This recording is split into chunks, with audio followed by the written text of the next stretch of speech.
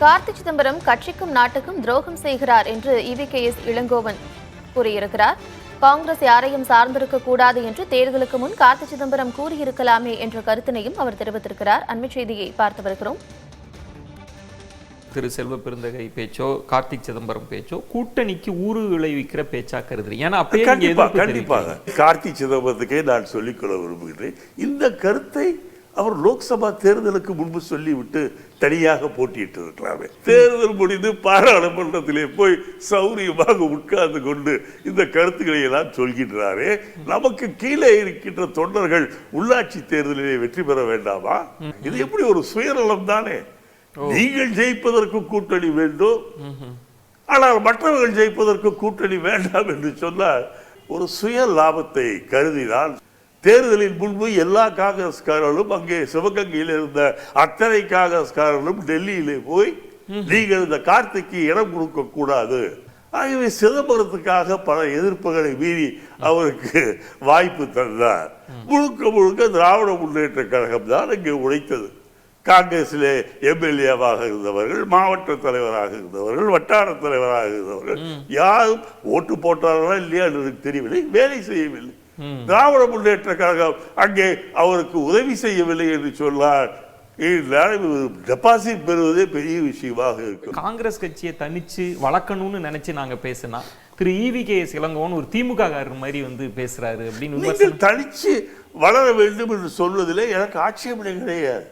அது ஏன் தேர்தல் கட்சியை வளருங்க, ரோடாக போங்க, கிராமமாக போங்க, மெம்பர்ஷிப் சேர்த்துங்க, பூத் கமிட்டி அமைங்க, பிளாக் கமிட்டி அமைங்க, ஒழுங்கான மாவட்ட தலைவர்களை போடுங்க, வட்டார தலைவர்களை போடுங்க. நான் வேண்டாம் என்று சொல்லவில்லை. ஆனால் அதை விட்டு தேர்தல் முடிந்தவுடன் நாங்கள் கூட்டணி சர்க்காரில் நாங்கள் மந்திரி ஆகிறோம், அது ஆசை இருக்கு அவருக்கு. பார்லிமெண்ட் மெம்பர் ஆகி 5 வருஷம் இருக்க போறாரு, அதுக்குள்ள உள்ள ரிசைன்மெண்ட் நிக்க போறாரா MLA-க்கு? இதான் வந்து கட்சிக்கு வளர்ச்சிக்கு இல்லை, கட்சிக்கும் நாட்டுக்கும் துரோகம் செய்கின்றவர்கள் என்றுதான் நான் நினைக்கிறேன். நாளைக்கு கார்த்திக் சிதம்பரம் ஒருவேளை MLA-க்கு போட்டி போட்டாருன்னு வைங்க, அவங்களுக்கு DMK வேலை செய்வாங்களா? DMK வேலை செஞ்சாதான் இவர் ஜெயிக்க முடியும், இல்லை டெபாசிட்டே வாங்க முடியும். தனியார் இல்ல டெபாசிட்டே வாங்க முடியாது. திராவிட முன்னேற்ற கழக உதவியில் நீங்கள் வெற்றி பெற்று விட்டு, திராவிட முன்னேற்ற கழக உதவியால் நீங்கள் டெல்லியில போய் பாராளுமன்றத்திலே சுகமாக உட்கார்ந்து கொண்டு திராவிட முன்னேற்ற கழகத்திற்கு நீங்கள் ஒரு இக்கட்டை தருவது போல, திராவிட முன்னேற்ற கழகத்துக்கு ஒரு நெருக்கடியை தருவது போல நீங்கள் பேசினால் அது என்ன நியாயம் என்று நான் கேட்கிறேன். இப்படியெல்லாம் ஒரு நெருக்கடி கொடுத்தாதானே, நாங்க இப்படிலாம் இல்லாட்டி தனிச்சு போயிடுவோம், ADMK கூட்டணிக்கு போயிடுவோம்னு சொன்னாதானே நாளைக்கு 26ல் திமுக நிறைய சீட்டு காங்கிரஸுக்கு கொடுக்கும். ஒரு பேர வலிமை ஏத்துறது நீங்கள் இப்போது கொடுக்கின்ற சீட்டே போதுமான சீட்டு என்று நான் சொல்லுவேன். கொஞ்சம் அதிகம் என்று நான் நினைத்தாலும் கூட ஏதோ பெருந்தன்மையோடு அவர்களும் போன தேர்தலில் கொடுத்தோம், அதை இந்த தேர்தலில் கொடுப்போம் என்று கொடுத்திருக்கின்றார்.